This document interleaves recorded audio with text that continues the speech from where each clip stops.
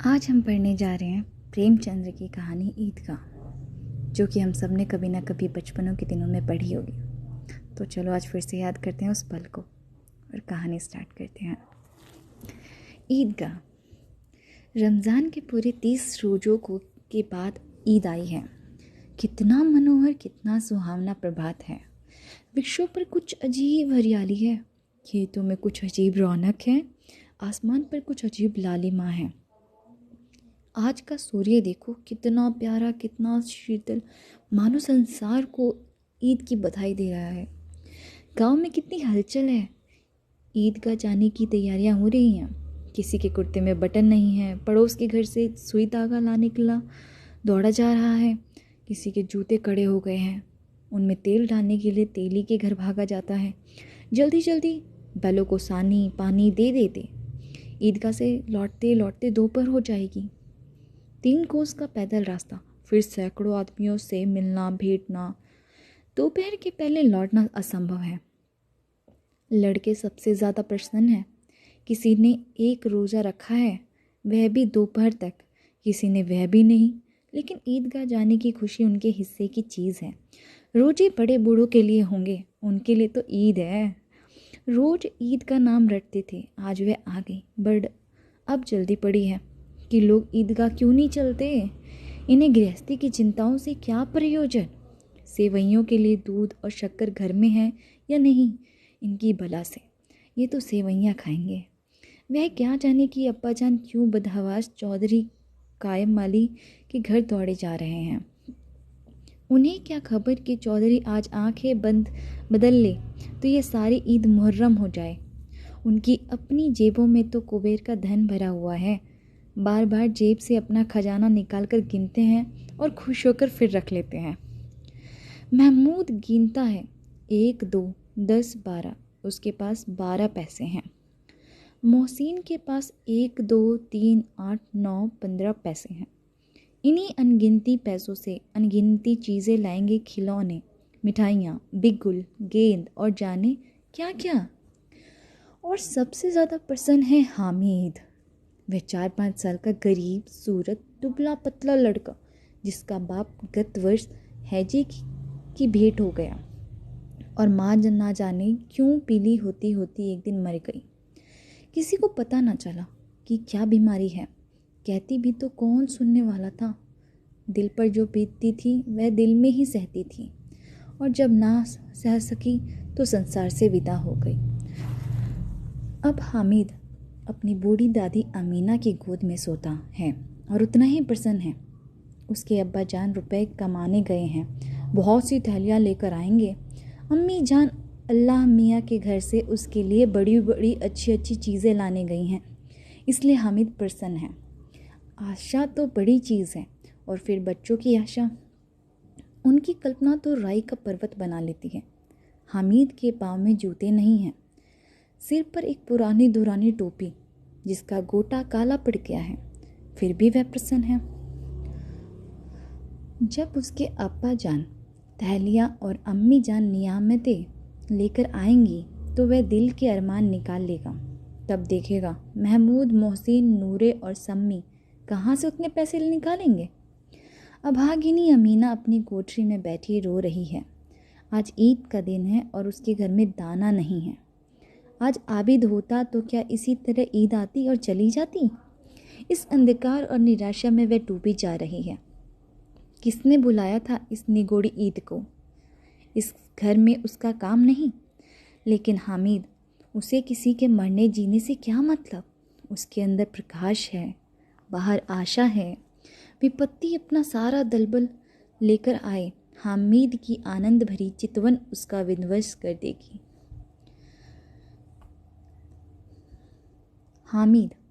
हामिद भीतर जाकर दादी से कहता है, तुम डरना नहीं अम्मा, मैं सबसे पहले जाऊंगा, बिल्कुल ना डरना। अमीना का दिल कचोट रहा है। गांव के बच्चे अपने अपने बाप के साथ जा रहे हैं। हामिद का बाप अमीना के सिवा और कौन है। उसे कैसे अकेले मेले में जाने दे।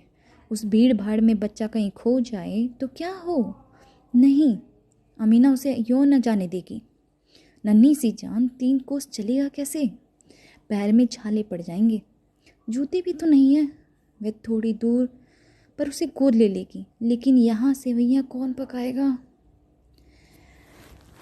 पैसे होते तो लौटते लौटते सब सामग्री जमा करके चटपट बना लेती। यहाँ तो घंटों चीज़ें जमा करते लगेंगे। मांग ही का तो भरोसा ठहरा। उस दिन फ़हीमन के कपड़े सिए थे, 8 आने पैसे मिले थे। उस अठन्नी को ईमान की तरह बचाती चली आती थी इसी ईद के लिए। लेकिन कल ग्वालन सिर पर सवार हो गई तो क्या करती? हामिद के लिए कुछ नहीं है तो 2 पैसे का दूध तो चाहिए ही। अब तो कुल 2 आने पैसे बच रहे हैं। 3 पैसे हामिद की जेब में, 5 अमीना के बटुए में। यही तो बिसात है। और ईद का त्यौहार अल्लाह ही बेड़ा पार लगाएगा।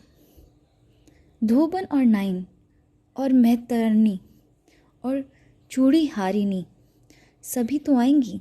सभी को सेवइयाँ चाहिए और थोड़ा किसी की आंखों नहीं लगता। किस किस से मुँह चुराएंगी? और मुँह क्यों चुराएं? साल भर का त्यौहार है, ज़िंदगी खैरियत से रहे। उनकी तकदीर भी तो उसी के साथ है। बच्चे को खुदा सलामत रखे, ये दिन भी कट जाएंगे। गांव से मेला चला और बच्चों के साथ हामिद भी जा रहा था। कभी सबके सब दौड़कर आगे निकल जाते, फिर किसी पेड़ के नीचे खड़े होकर साथ वालों का इंतज़ार करते। ये लोग क्यों इतना धीरे चल रहे हैं? हामिद के पैरों में तो जैसे जान लग गई हो। मैं कभी नहीं थक सकता। शहर का दामन आ गया। सड़क के दोनों ओर अमीरों के बगीचे हैं। पक्की चार दीवारी वाली बनी हुई है। पेड़ों में आम और लीचियाँ लगी हुई हैं। कभी कभी कोई लड़का कंकड़ी उठाकर आम पर निशाना लगाता। माली अंदर से गाली देता हुआ निकलता है। लड़के वहाँ से एक फलांग पर हैं, खूब हंस रहे हैं। माली को कैसा उल्लू बनाया। बड़ी बड़ी इमारतें आने लगी। यह अदालत है, यह कॉलेज है, यह क्लब घर है। इतने बड़े कॉलेज में कितने लड़के पढ़ते होंगे? सब लड़के नहीं जी, बड़े बड़े आदमी हैं। सच, उनकी बड़ी बड़ी मूंछें हैं। इतने बड़े हो गए हैं, अभी तक पढ़ने जाते हैं। ना जाने कब तक पढ़ेंगे और क्या करेंगे इतना पढ़कर। हामिद के मदरसे में 2-3 बड़े लड़के हैं, बिल्कुल 3 कौड़ी के। रोज़ मार खाते हैं, काम से जी चुराने वाले हैं। इस जगह भी उसी तरह के लोग होंगे और क्या। क्लब घर में जादू होता है। सुना है यहाँ मुर्दे की खोपड़ियाँ दौड़ती हैं और बड़े बड़े तमाशे होते हैं, पर किसी को अंदर नहीं जाने देते। और यहाँ शाम को साहब लोग खेलते हैं, बड़े बड़े आदमी खेलते हैं, मूंछों दाढ़ी वाले, और मेमे भी खेलती हैं। सच है। हमारी अम्मा को वह दे दो, क्या नाम है, बैट, तो उसे पकड़ ही नहीं सकें, घुमाते ही लुढ़क ना जाएं। महमूद ने कहा। हमारी अम्मी जान का तो हाथ कांपने लगे। अल्लाह कसम। मोहसिन बोला, चलो मनो आटा पीस डालती हैं, जरा सा बैट पकड़ लेंगी तो हाथ कांपने लगेंगे। सैकड़ों घड़े पानी रोज़ निकालती हैं, 5 घड़े तो मेरी भैंस पी जाती है। किसी मैम को 1 घड़ा पानी भरना पड़े तो आंखों तले अंधेरा आ जाए। महमूद, लेकिन दौड़ती तो नहीं, उछल कूद तो नहीं सकती। मोहसिन, हाँ, उछल कूद तो नहीं सकती हैं, लेकिन उस दिन मेरी गाय खुल गई थी और चौधरी के खेत में जा पड़ी थी तो अम्मा इतनी तेज़ दौड़ी कि मैं उन्हें पा ना सका। सच में। आगे चले। हलवाइयों की दुकानें शुरू हुई। आज खूब सजी हुई थी। इतनी मिठाइयाँ कौन खाता है? देखो ना, एक दुकान पर मनो होगी। सुना है रात को जिन्नात आकर खरीद ले जाते हैं। अब्बा कहते थे कि आधी रात को एक आदमी दुकान पर जाता है और जितना माल बचा होता है वह तुलवा लेता है और सचमुच के रुपए देता है, बिल्कुल ऐसे ही रुपए। हामिद को यकीन ना आया। ऐसे रुपए जिन्नात को कहाँ से मिल जाएंगे? मोहसिन बोला, जिन्नात को रुपए की क्या कमी, जिस खजाने में चाहे चले जाएं, लोहे के दरवाजे इन्हें नहीं रोक सकते। जनाब, आप किस फिर में हैं? हीरे जवाहरात तो उनके पास रहते हैं, जिससे खुश हो जाएं उसे टोकरो जवाहरात दे देते हैं। अभी यहीं बैठे हैं, 5 मिनट में कलकत्ता पहुंच जाएं। हामिद ने फिर पूछा, जिन्नात बहुत बड़े होते होंगे ना? मोहसिन, एक एक आसमान के बराबर होता है जी। ज़मीन पर खड़ा हो जाए तो उसका सिर आसमान से जा लगे, मगर चाहे तो एक लोटे में घुस जाए। हामिद, लोग उन्हें कैसे खुश करते होंगे? कोई मुझे वह मंत्र बताते तो एक जिन को खुश कर लूं। मोहसिन, अब ये तो मैं नहीं जानता, लेकिन चौधरी साहब के काबू में बहुत जिन्नात है। कोई चीज़ चोरी चली जाए, चौधरी साहब उसका पता लगा देंगे और चोर का नाम भी बता देंगे। जुमराती का बछवा उस दिन खो गया था। 3 दिन हैरान हुए, कहीं ना मिला। तब झक मारकर चौधरी के पास गए। चौधरी ने तुरंत बता दिया कि मवेशी खाने में है और वहीं मिला। जिन्नात आकर उन्हें सारे जहान की खबर दे जाते हैं। अब उनकी समझ में आ गया कि चौधरी के पास क्यों इतना धन है और क्यों उनका इतना सम्मान है। आगे चलें, यह पुलिस लाइन है। यहीं सब कांस्टेबल कवायद करते हैं।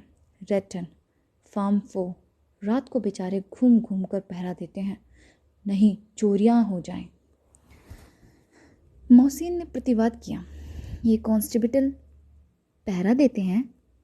तभी तुम बहुत जानते हो। अजी हजरत, यही चोरी कराते हैं। शहर के जितने चोर डाकू हैं सब इनसे मिलते हैं। रात को ये लोग चोरों से कहते हैं कि चोरी करो, और आप दूसरे मोहल्ले में जाकर जागते रहो पुकारते हैं। जब इन लोगों के पास इतने पैसे आते हैं, मेरे मामू को एक थाने में कांस्टेबल हैं, 20 रुपया महीना पाते हैं, लेकिन 50 रुपये घर भेजते हैं। अल्लाह कसम, मैंने एक बार पूछा था कि मामू आप इतने रुपए कहाँ से पाते हैं? हंसकर कहने लगे, बेटा अल्लाह देता है। फिर आप ही बोले, हम लोग चाहें तो एक दिन में लाखों मार लाएं, हम तो इतना ही लेते हैं जिसमें अपनी बदनामी ना हो और नौकरी ना चली जाए। हामिद ने पूछा, ये लोग चोरी करवाते हैं तो कोई उन्हें पकड़ता नहीं? मोहसिन उनकी नादानी पर दया दिखाकर बोला, अरे पागल, इन्हें कौन पकड़ेगा? पकड़ने वाले तो यह लोग खुद हैं, लेकिन अल्लाह इन्हें सज़ा भी खूब देता है। हराम का माल हराम में जाता है। थोड़े ही दिन हुए मामू के घर आग लग गई, सारी लेई पूंजी सब जल गई, एक बर्तन तक ना बचा। कई दिन पेड़ के नीचे सोए, अल्लाह कसम पेड़ के नीचे। फिर ना जाने कहाँ से 100 रुपये कर्ज लाए तो बर्तन भांडे आए। हामिद, 100 तो 50 से ज़्यादा होते हैं। कहाँ 50, कहाँ 100। 50 एक थैली भर होता है और 100 2 थैलियों में आ जा भी ना आए। अब बस्ती घनी होने लगी। ईदगाह जाने वालों की टोलियाँ नज़र आने लगी, एक से एक भड़कीले वस्त्र पहने हुए, कोई इक्के तांगे पर सवार, कोई मोटर पर, सभी इत्र में बसे, सभी के दिलों में उमंग। ग्रामीणों का वह छोटा सा दल अपनी विपन्नता से बेखबर, संतोष और धैर्य में मगन चला जा रहा था। बच्चों के लिए नगर की सभी चीज़ें अनोखी थीं, जिस चीज़ की ओर ताकते ताकते ही रह जाते और पीछे से बार बार हॉर्न की आवाज़ होने पर भी ना चेतते। हामिद तो मोटर के नीचे जाते जाते बचा। सहसा ईदगाह नज़र आया। ऊपर इमली के घने वृक्षों की छाया है, नीचे पक्का फर्श जिस पर जजिम बिछा हुआ है, और रोज़ेदारों की पंक्तियां एक के पीछे एक न जाने कहाँ तक चली गईं, पक्की जगत के नीचे तक, जहाँ जाजिम भी नहीं है। नए आने वाले आकार के पीछे की कतार में खड़े हो जाते। आगे जगह ही नहीं है, यहाँ कोई धन और पद नहीं दिखता। इस्लाम की निगाह में सब बराबर है। इन ग्रामीणों ने भी वजू किया और पिछली पंक्ति में खड़े हो गए। कितना सुंदर संचालन है, कितनी सुंदर व्यवस्था। लाखों सिर एक साथ सिजदे में झुक जाते हैं, फिर सबके सब एक साथ खड़े हो जाते हैं, एक साथ झुकते हैं और एक साथ घुटनों के बल बैठ जाते हैं। कई यह बार यह क्रिया होती है जैसे बिजली की लाखों बत्तियां एक साथ प्रदीप्त हो और एक साथ बुझ जाए और यही क्रम चलता रहे। कितना अपूर्व दृश्य था, जिसकी सामूहिक क्रियाएं, विस्तार और अनंतता हृदय को श्रद्धा, गर्व और अनंतमय से भर देती थी। मानव भ्रातृत्व का एक सूत्र इन समस्त आत्माओं को एक लड़ी में पिरोए हुए है। नमाज खत्म हो गई है, लोग आपस में गले मिल रहे हैं, तब मिठाई और खिलौनों की दुकान पर धावा होता है। ग्रामीणों का वह दल इस विषय में बालकों से कम उत्साही नहीं है। यह देखो हिंडोला है, एक पैसा देकर चढ़ जाऊं, कभी आसमान पर जाते हुए मालूम होंगे, कभी ज़मीन पर गिरते हुए। ये चरखी है, लकड़ी के हाथी, घोड़े, ऊंट छड़ों से लटके हुए। एक पैसा देकर बैठ जाओ और 25 चक्रों का मजा लो। महमूद और मोहसिन, नूरे और सम्मी इन घोड़ों और ऊँटों पर बैठते हैं। हामिद दूर खड़ा है। 3 ही पैसे तो उसके पास हैं। अपने कोष का 1/3 ज़रा सा चक्कर खाने के लिए वह नहीं दे सकता। सब चरखियाँ से उतरे, अब खिलौने लेंगे। इधर दुकानों की कतार लगी हुई है, तरह तरह के खिलौने हैं। सिपाही और गुजरिया, राजा और वकील, भिस्ती और धोबिन और साधु। वाह कितने सुंदर खिलौने हैं, अब बोलना ही चाहते हैं। अहमद सिपाही लेता है, खाकी वर्दी और लाल पगड़ी वाला, कंधे पर बंदूक रखे हुए। मालूम होता है अभी कवायद किए चला आ रहा है। मोहसिन को भिस्ती पसंद आया, कमर झुकी हुई, ऊपर मशक रखे हुए। मशक का मुंह एक हाथ से पकड़े हुए हैं। कितना प्रसन्न है, शायद कोई गीत गा रहा है। बस मशक से पानी उड़ेलना चाहता है। नूरे को वकील से प्रेम है। कैसी विदिता उसके मुख पर, काला चोगा, नीचे सफ़ेद अचकन, अचकन के सामने की जेब में घड़ी, सुनहरी जंजीर, एक हाथ में कानून का पोथा लिए हुए। मालूम होता है कि अभी किसी अदालत में जिरह या बहस के लिए जा रहा है। यह सब 2-2 पैसे के खिलौने हैं। हामिद के पास कुल 3 पैसे हैं। इतने महंगे खिलौने वे कैसे ले ले? खिलौना कहीं हाथ से छूट पड़े तो चूर चूर हो जाए, ज़रा पानी पड़े तो सारा रंग धुल जाए। ऐसे खिलौने लेकर वे क्या करेगा, किस काम के हैं? मोहसिन कहता है, मेरा भिस्ती रोज़ पानी दे जाएगा सांझ सवेरे महमूद, और मेरा सिपाही घर का पहरा देगा। कोई चोर आएगा तो फ़ौरन बंदूक से फायर कर देगा। नूरे, और मेरा वकील खूब मुकदमा लड़ेगा। सम्मी, और मेरी धोबिन रोज़ कपड़े धोएगी। हामिद खिलौनों की निंदा करता है। मिट्टी के ही तो हैं, गिरे तो चकनाचूर हो जाएं। लेकिन ललचाई हुई आंखों से खिलौने को देख रहा है और चाहता है कि ज़रा देर के लिए उन्हें हाथ में ले सकता। उसके हाथ अनायास ही लपकते हैं, लेकिन लड़के इतने त्यागी नहीं होते, विशेषकर जब अभी नया शौक हो। हामिद ललचाता रह जाता है। खिलौनों के बाद अब आती हैं मिठाइयाँ। किसी ने रेवड़ियाँ ली हैं, किसी ने गुलाब जामुन, किसी ने सोहन हलवा। मज़े से खा रहे हैं। हामिद बिरादरी से पृथक है। अभावकी के पास सिर्फ 3 पैसे हैं, क्यों नहीं कुछ खा लेता? ललचाई आंखों से सबकी ओर देखता है।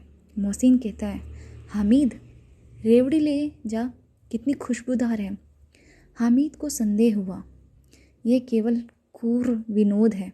मोहसिन इतना उदार नहीं है, लेकिन यह जानकर भी कि उसके पास जाता है। मोहसिन दोने से एक रेवड़ी निकालकर हामिद की ओर बढ़ाता है।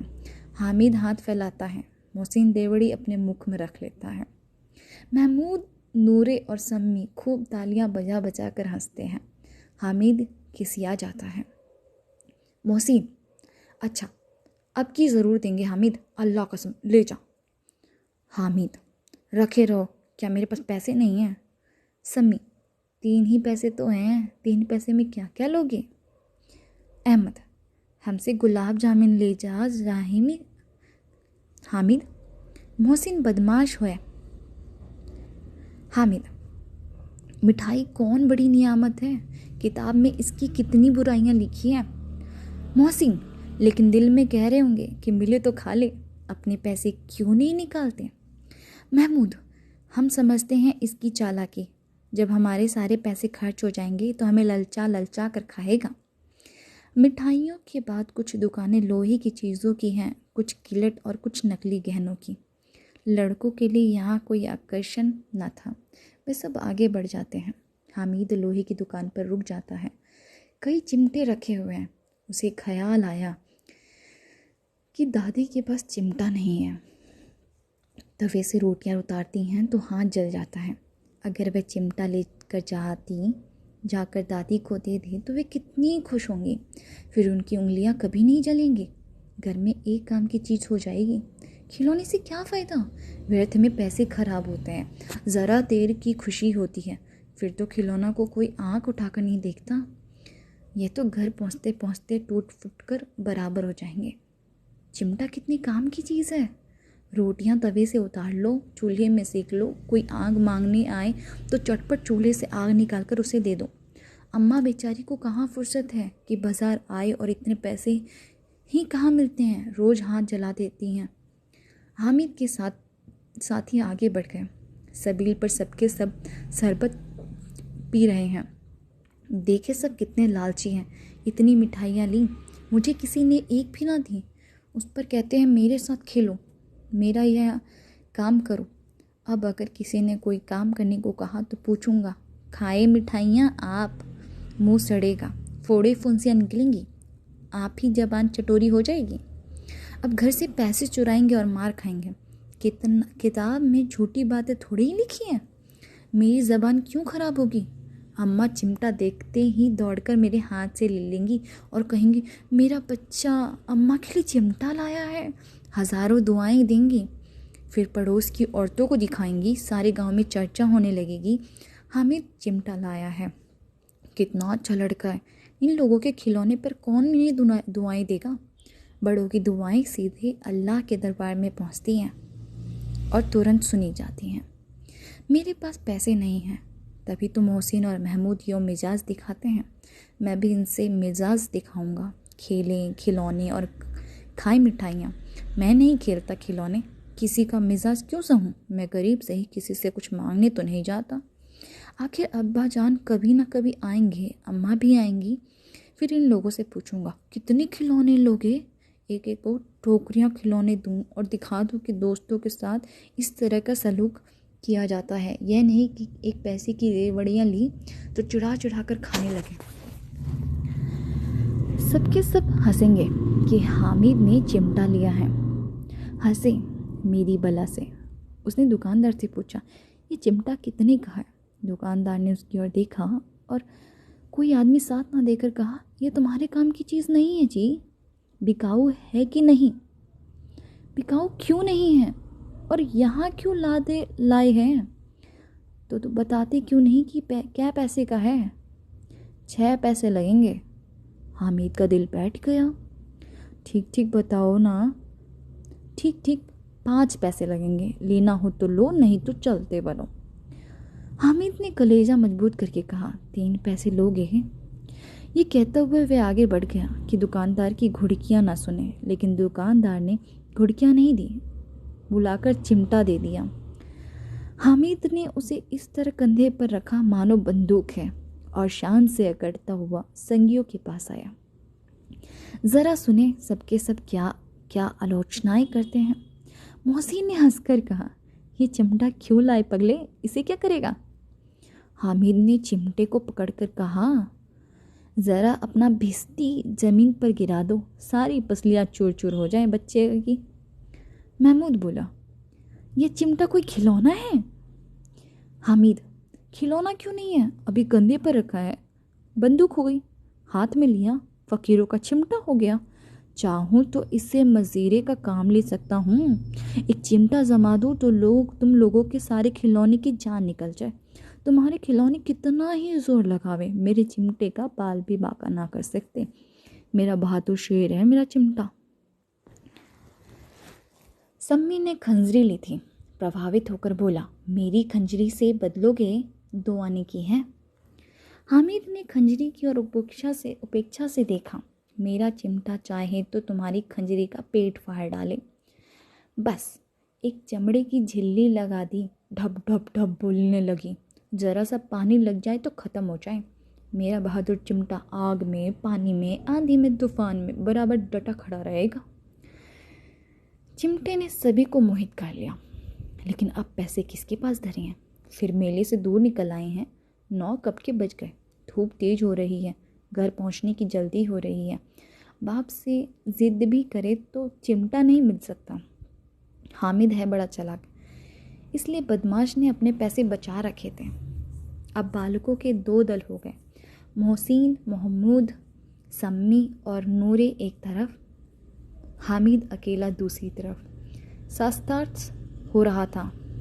सम्मी तो विधर्मी गया, दूसरे पक्ष से जा मिला, लेकिन मोहसिन महमूद और नूरे भी हामिद से एक एक दो दो साल बड़े होने पर भी हामिद के आघातों से आतंकित हो उठे हैं। उसके पास न्याय का बल और नीति की शक्ति है। एक और मिट्टी और दूसरी और लोहा। जो इस वक्त अपने को फौलाद कह रहा है वह अजय घातक है, मगर कोई शेर आ जाए तो भिश्ती मियाँ के छक्के छूट जाएं। मियाँ सिपाही मिट्टी की बंदूक को छोड़कर भागे, वकील साहब की नानी मर जाए, चोगे में मुंह छिपाकर जमीन पर लेट जाए, मगर यह चिमटा, ये बहादुर रुस्तम में हिंद लपक कर शेर की गर्दन पर सवार हो जाएगा और उसकी आंखें निकाल लेगा। मोहसिन ने एड़ी चोटी का जोर लगाकर कहा, अच्छा पानी तो नहीं बढ़ सकता। हामिद ने चिमटे को सीधा खड़ा करके कहा, भिश्ती को एक डांट लगाएगा तो दौड़ा हुआ पानी लेकर उसके द्वार पर छिड़कने लगेगा। मोहसिन परास्त हो गया, पर महमूद ने कुमक पहुंचाई, अगर बच्चा पकड़े जाए तो अदालत में बंदे बंदे फिरेंगे, तब तो वकील साहब के पैरों ही पड़ेंगे। हामिद इस प्रबल तर्क का जवाब ना दे सका। उससे पूछा, हमें पकड़ने कौन आएगा? नूरे ने अकड़कर कहा, यह सिपाही बंदूक वाला। हामिद ने मुंह चढ़ाकर कहा, यह बेचारे हम बहादुर रुस्तम हिंद को पकड़ेंगे। अच्छा लाओ, अभी ज़रा कुश्ती हो जाए, इनकी सूरत देखकर दूर से भागेंगे, पकड़ेंगे क्या बेचारे। मोहसिन को एक नई चोट सूझी, तुम्हारे चिमटे का मुंह रोज आग में जलेगा। उसने समझा था कि हामिद लाजवाब हो जाएगा, लेकिन यह बात ना हुई। हामिद ने तुरंत जवाब दिया, आग में बहादुर ही कूदते हैं जनाब, तुम्हारे यह वकील सिपाही और भिश्ती महिलाओं की तरह घर में घुस जाएंगे। आग में कूदना वह काम है जो रुस्तम हिंद ही कर सकता है। महमूद ने एक जोर और लगाया, वकील साहब कुर्सी मेज पर बैठेंगे, तुम्हारा चिमटा तो बावर्ची खाने में पड़ा रहेगा। इस तर्क ने सम्मी और नूरे को भी सजीव कर दिया।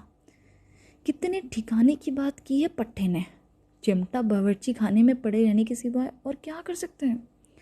हामिद को कोई फड़कता हुआ जवाब ना सूझा तो उसने धांधली शुरू की, मेरा चिमटा बावर्ची खाने में नहीं रहेगा, वकील साहब कुर्सी पर बैठेंगे तो जाकर उन्हें ज़मीन पर पटक देगा और उनका कानून उनके पेट में डाल देगा। बात कुछ बनी नहीं, खासी गाली गलौज थी, लेकिन कानून को पेट में डालने वाली बात छा गई। ऐसी छा गई कि तीनों सुरमा मुंह ताकते रह गए। कानून मुंह से बाहर निकलने वाली चीज़ है, उसको पेट के अंदर डाल दिया जाए, बेतुकी सी बात होने पर भी कुछ नयापन रखते हैं। हामिद ने मैदान मार लिया, उसका चिमटा रुस्तम हिंद है। अब इसमें मोहसिन, महमूद, नूरे, सम्मी किसी को आपत्ति नहीं हो सकती। विजेता को हारने वालों से जो सत्कार मिलना स्वाभाविक है वह हामिद को भी मिला। औरों ने 3-3, 4-4 आने पैसे खर्च किए पर कोई काम की चीज़ ना ला सके। हामिद ने 3 पैसे में रंग जमा लिया। सच्ची तो है, खिलौने का क्या भरोसा, टूट फूट जाएंगे। हामिद का चिमटा बना रहेगा बरसों। संधि की शर्तें तय होने लगीं। मोहसिन ने कहा, ज़रा अपना चिमटा दो, हम भी देखें, तुम हमारा भिश्ती लेकर देखो। महमूद और नूरे ने भी अपने अपने खिलौने पेश किए। हामिद को इन शर्तों के मानने में कोई आपत्ति न थी। चिमटा बारी बारी से सबके हाथ में गया और उनके खिलौने बारी बारी से हामिद के हाथ में आए। कितने खूबसूरत खिलौने हैं। हामिद ने हारने वालों के आंसू पोंछे। मैं तुम्हें चिढ़ा रहा था, सच यह लोहे का चिमटा भला इन खिलौनों की क्या बराबरी करेगा। मालूम होता है अब बोले। लेकिन मोहसिन की पार्टी को इस दिलासे से संतोष नहीं होता। चिमटे का सिक्का खूब बैठ गया है। चिमटा चिपका हुआ टिकट अब पानी से नहीं छूट रहा। मोहसिन, लेकिन इन खिलौनों के लिए कोई हमें दुआ तो ना देगा। महमूद, दुआ को लिए फिरते हो, उल्टे मार ना पड़े। अम्मा ज़रूर कहेंगे कि मेले में यही मिट्टी के खिलौने तुम्हें मिले। हामिद को स्वीकार करना पड़ा कि खिलौने को देखकर किसी की माँ इतनी खुश ना होगी जितनी दादी चिमटे को देखकर खुश होंगी। 3 पैसों ही में तो सब कुछ करना था और उन पैसों के इस उपयोग पर पछतावे की बिल्कुल ज़रूरत ना थी। फिर अब तो चिमटा रुस्तम हिंद है और सभी खिलौनों का बादशाह। रास्ते में महमूद को भूख लगी थी। उसके बाप ने केले खाने को दिया। महमूद ने केवल हामिद को साझी बनाया। उसके अन्य मित्र मुंह ताकते रह गए। ये उस चिमटे का प्रसाद था। 11 बजे सारे गांव में हलचल मच गई। मेले वाले आ गए। मोहसिन की एक छोटी बहन ने दौड़ कर भिश्ती उसके हाथ से छीन ली और मारे खुशी के जोज ली तो मियाँ भिश्ती नीचे आ रहे हैं और सरलोग सिधार गए। इस पर भाई बहन में मारपीट हुई, दोनों खूब रोए। उनकी अम्मा ये शोर सुनकर बिगड़ी और दोनों को ऊपर से दो दो चांटे जड़ती हैं। मियाँ नूरे के वकील का अंत उनके प्रश्चिकाल इससे ज़्यादा गौरवमय हुआ। वकील ज़मीन पर या ताक पर तो नहीं बैठ सकता, उसकी मर्यादा का विचार तो करना ही होगा। दीवार में 2 खूंटियाँ गाड़ी गईं, उन पर लकड़ी का एक पटरा रखा गया, पटरे पर कागज़ का कालीन बिछाया गया। वकील साहब राजा भोज की भांति सिंहासन पर बिराजे। नूरे ने उन्हें पंखा झलना शुरू किया। अदालतों में खस की टटियाँ और बिजलियों के पंखे रहते हैं, क्या यहाँ मामूली पंखा भी ना हो? कानून की गर्मी दिमाग पर चढ़ जाएगी कि नहीं। बाँस का पंखा आया और नूरे हवा करने लगी। मालूम नहीं पंखे की हवा से या पंखे की चोट से वकील साहब स्वर्ग लोक से मृत्यु लोक में आ रहे और उनका माटी का चोला माटी में मिल गया। बड़े जोर शोर से मातम हुआ और वकील साहब की अस्थियाँ धूरे पर डाल दी गई। अब्राहम महमूद का सिपाही, उसे चटपट गांव का पहरा देने का चार्ज मिल गया, लेकिन पुलिस का सिपाही कोई साधारण व्यक्ति तो था नहीं जो अपने पैरों चले, वह पालकी पर चलेगा। एक टोकरी आई, उसमें कुछ लाल रंग के फटे पुराने चित्रे बिछाएगा जिसमें सिपाही साहब आराम से लेटे। नूरे ने ये टोकरी उठाई और अपने द्वार का चक्कर लगाने लगे। उनके दोनों छोटे भाई सिपाही की तरह छोने वाले जागते रहो पुकारते रहे, मगर रात तो अंधेरी होनी ही चाहिए। महमूद को ठोकर लग जाती है, टोकरी उसके हाथ से छूटकर गिर पड़ती है और मियाँ सिपाही अपनी बंदूक लिए ज़मीन पर आ जाते हैं और उनकी एक टांग में विकार आ जाता है। महमूद को आज ज्ञात हुआ कि वह अच्छा डॉक्टर है। उसको ऐसा मरहम मिल गया है जिससे वह टूटी टांग को आनन फानन में जोड़ सकता है। केवल गूलर का दूध चाहिए, गूलर का दूध आता है, टांग जोड़ दी जाती है। शल्य क्रिया असफल हुई तब उसकी दूसरी टांग भी तोड़ दी जाती है। अब कम से कम एक जगह आराम से बैठ तो सकता है। एक टांग से तो ना चल सकता था ना बैठ सकता था। अब वह सिपाही सन्यासी हो गया है, अपनी जगह पर बैठा बैठा पहरा देता है, कभी कभी ही देवता भी बन जाता है। उसके सिर का झालरदार साफा खुरच दिया गया है। अब उसका जितना रूपांतर चाहो कर सकते हो। कभी कभी तो उससे बाट का काम भी लिया जाता है। अब मियाँ हामिद का हाल सुनिए।